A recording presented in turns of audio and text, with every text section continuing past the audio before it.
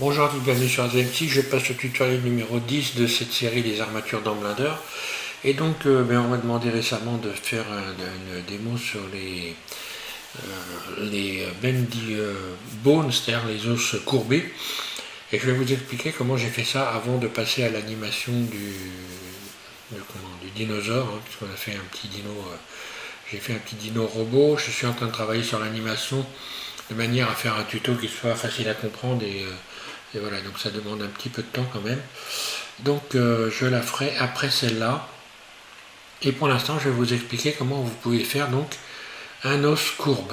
Et puis donc transformer, déformer toutes les surfaces que vous voulez. Là j'ai pris un cylindre parce que c'est ce qu'il y a de plus évident, mais après on peut tout transformer avec les os courbes. Donc je repasse sur Blender, sur une nouvelle fenêtre de Blender.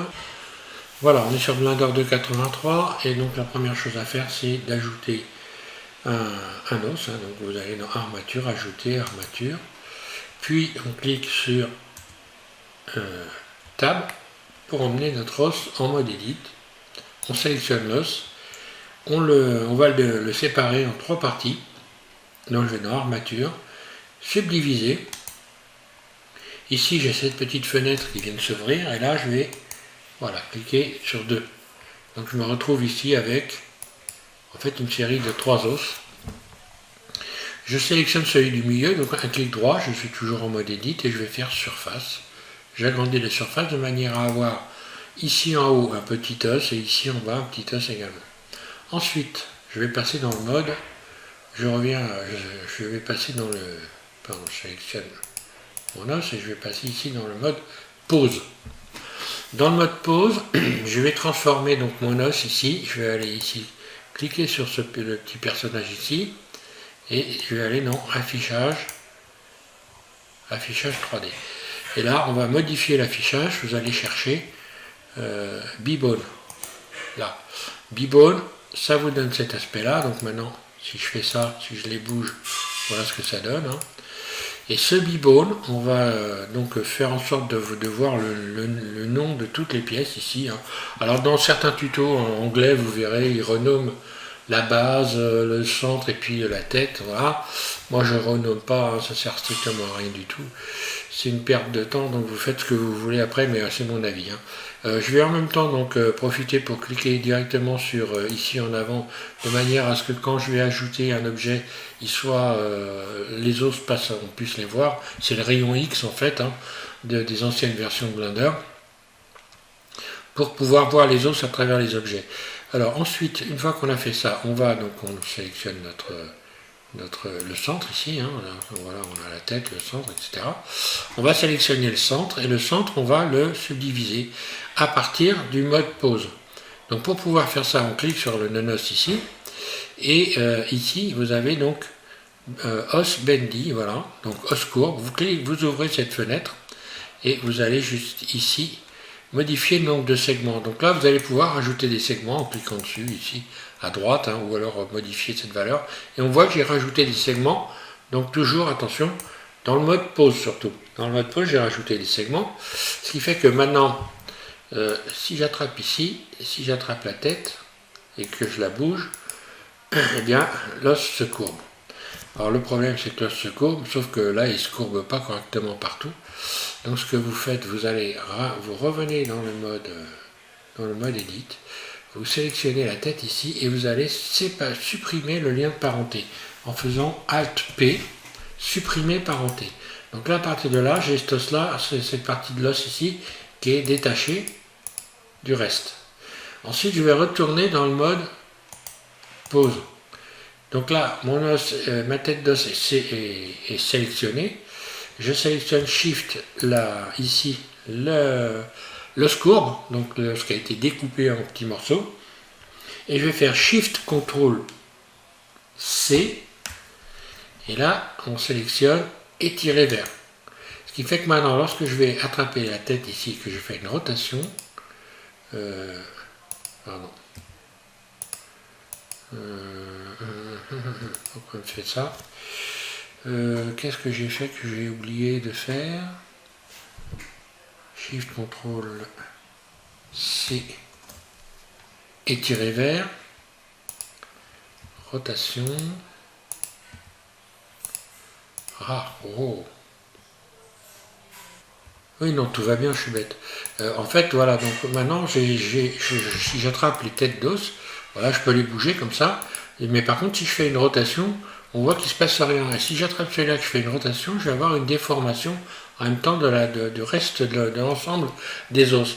Et pour faire en sorte que cette partie-là ait les mêmes propriétés que ici la base de l'os, eh bien, je sélectionne le centre ici, et ensuite, de toute façon, je vais refaire la démo vite fait, hein, parce que là, c'est assez rapide quand même. Donc, je sélectionne ici sur automatique. Hein, donc là, je suis bien sur cette icône-là. Hein. Donc, on vient ici remplacer automatique par absolu. Et ici, je sélectionne donc bone, donc qui est la base de l'os. Hein. Donc ici, je sélectionne bone. Ici, je reviens sélectionner absolu. Et je vais faire en sorte que les propriétés de bone, que bone 1 ait les mêmes propriétés que bone. Donc je vais sélectionner bone 1. Et si j'attrape bone 1, maintenant que je fais une rotation, voilà. Donc là, les deux ont les mêmes propriétés. Ce qui fait que bon, bah, maintenant, je peux déplacer comme ça mon os partout. Et puis, donc là, je l'attrape à la volée. Un clic gauche, je libère. Voilà, hein. Je peux le déplacer comme je veux, le contracter, voilà, l'étirer, etc. Donc maintenant, bah, on va y ajouter tout simplement, on va faire une expérience en ajoutant... alors je peux aussi modifier l'aspect. Hein.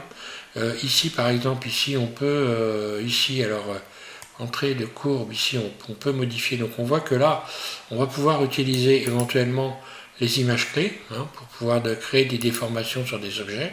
Je reviens ici, je vais taper 0, mais je peux aussi modifier l'aspect ici, donc sur la valeur X ou Y, donc les faire plus ou moins plats.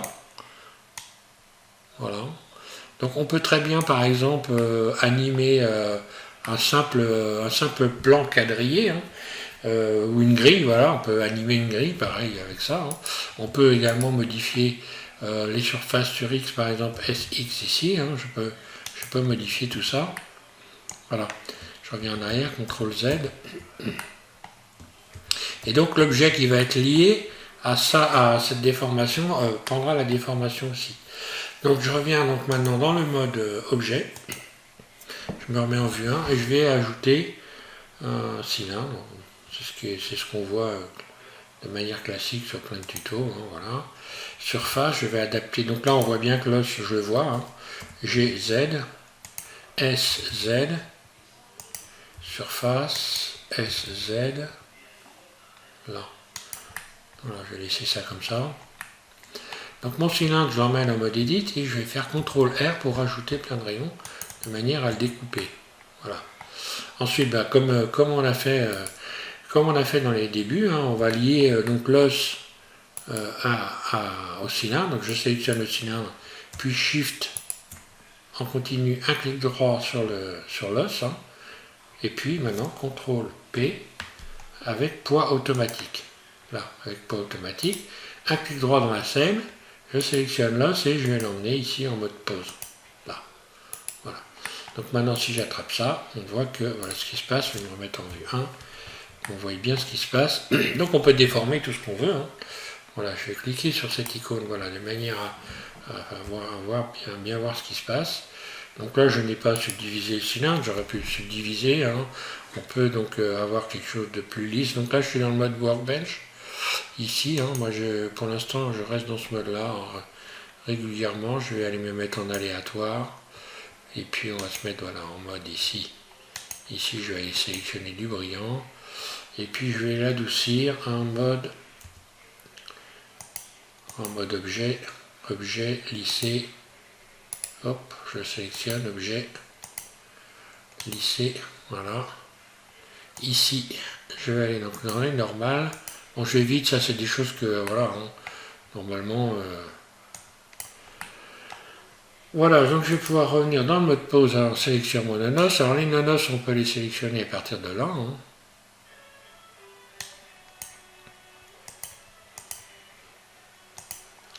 Revenir dans le mode pause, et puis si je fais un double G, Voilà, je bouge dans tous les sens. G. Et hop, je reviens ici sélectionner, attraper par exemple la tête à partir d'ici. Voilà, et si j'ai voilà. Si je fais G, voilà ce que ça donne.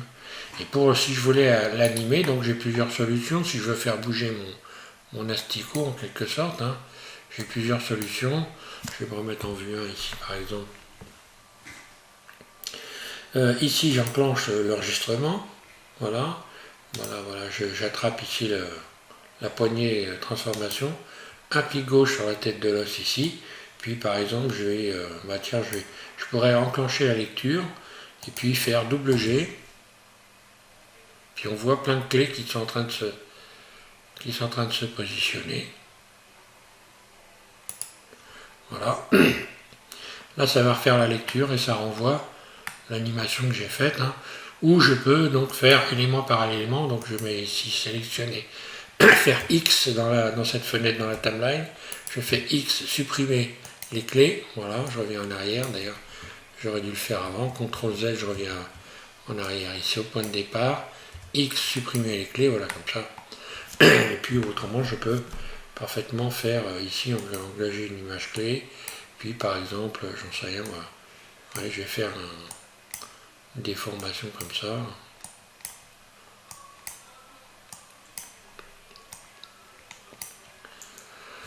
Puis une rotation. Enfin voilà, hein, comme une animation normale. Donc on peut par exemple même imaginer qu'on va... J'ai récemment quelqu'un qui m'a demandé comment il pourrait animer un drapeau. Bon, c'est vrai qu'il y a un addon qui est bien pour ça, qui permet le tissu, hein, l'addon de tissu, mais on pourrait imaginer qu'on anime un drapeau avec ça, hein, sans problème. Voilà, je réduis la surface, voilà. Et voilà, j'ai donc une animation. On peut animer un personnage mou, hein, avec cette façon de procéder. D'ailleurs, je reviendrai dessus, puisque on peut donc, dans un personnage, par exemple, mettre plusieurs bones courbes, hein, donc plusieurs os courbes. Donc des bendy bones. Alors, en bones, je vais refaire donc rapidement cette démonstration. Je reviens ici, je sélectionne tout, hein, je vais me remettre dans le mode objet, je sélectionne tout A, je vais me remettre voilà, ici, donc A,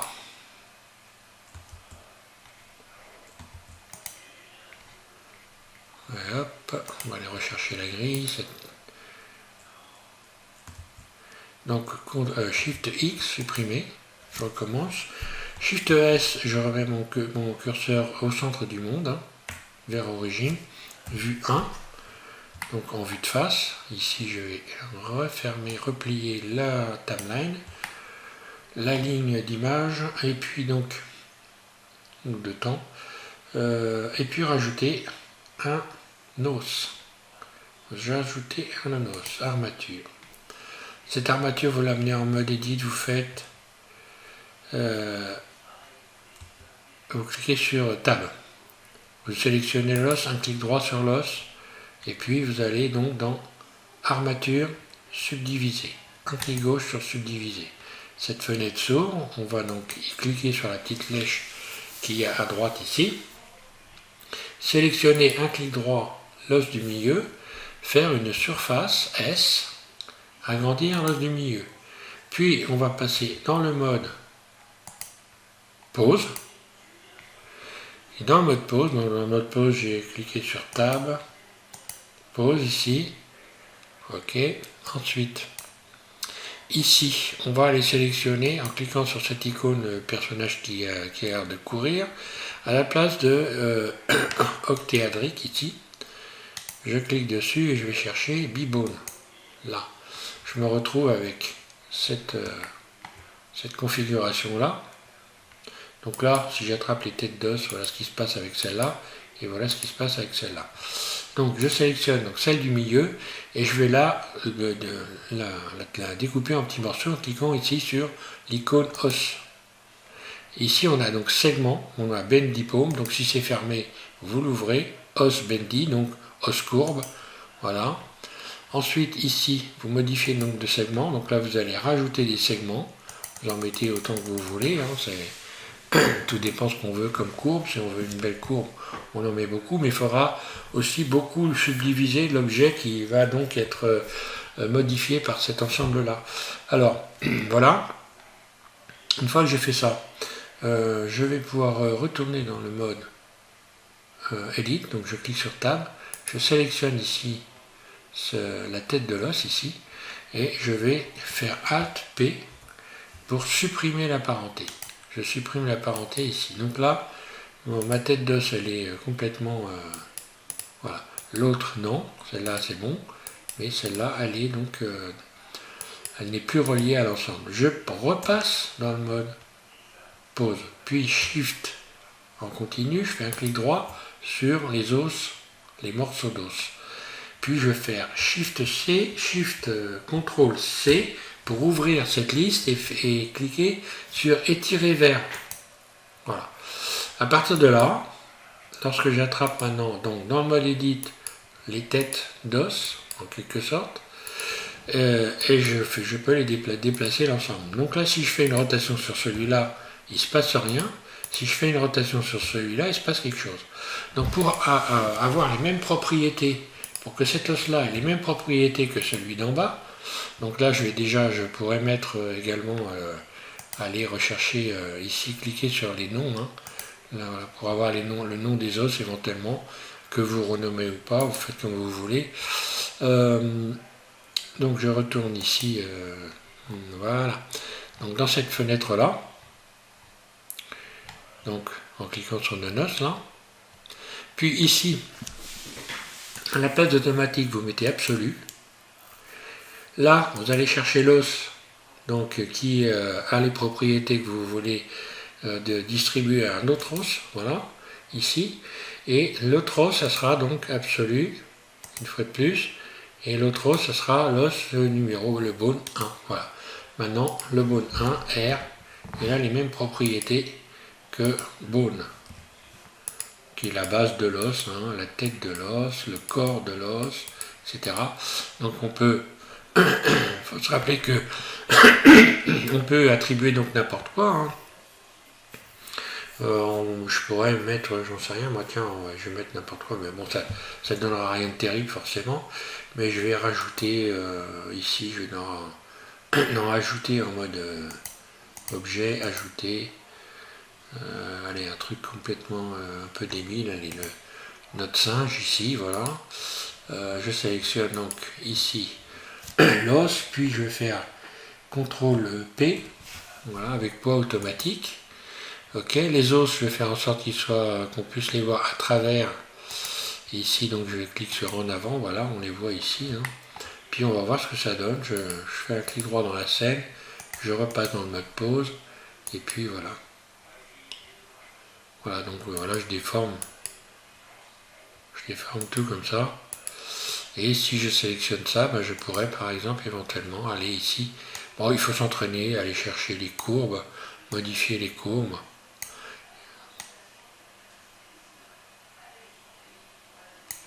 Donc évidemment le personnage lui s'y prête pas trop, mais voilà. Donc ce qui est intéressant, c'est d'aller s'amuser avec diverses choses. On pourrait faire un asticot, un serpent, un ressort. On peut imaginer donc d'animer un ressort. Voilà, et toutes sortes de choses. Hein.